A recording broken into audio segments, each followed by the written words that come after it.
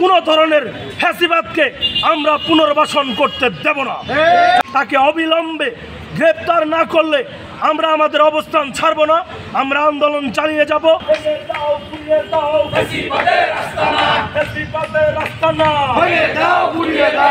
বিগত 16-17 বছরে জগন্নাথ বিশ্ববিদ্যালয়ের আন্ডারগ্রাউন্ডে উৎপাত 12 নামে একটি নির্যাতনকারী গ্রুপ ছিল, যারা জগন্নাথ বিশ্ববিদ্যালয়ের আন্ডারগ্রাউন্ডে ছাত্র দলের এবং ভিন্নমত পোষণকারী বিভিন্ন ক্রিয়াশীল ছাত্র সংগঠনের নেতৃবৃন্দকে নির্যাতন করা হতো।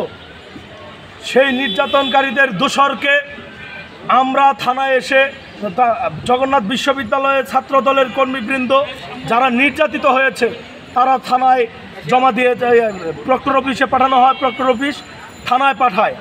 তারপর কোন এক অদৃশ্য নির্দেশে জগন্নাথ বিশ্ববিদ্যালয়ের ফ্যাসিবাদ পুনর্বাসনের প্রক্রিয়া চলছে, সেখান থেকে আসামিদেরকে ছেড়ে দেওয়া হয়।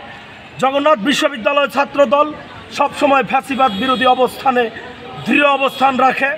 সেই অবস্থানের পুনর্প্রেক্ষিতে আমরা অতি সত্বর ফ্যাসিবাদের যত দোষর রয়েছে তাদেরকে গ্রেপ্তার করতে হবে এবং আমাদের যারা নির্যাতিত হয়েছে সকল তথ্য সংগ্রহ করে যারা নির্যাতন করেছে তাদেরকে গ্রেপ্তার করতে হবে সেই দাবিতে, এবং যাকে ছেড়ে দেওয়া হয়েছে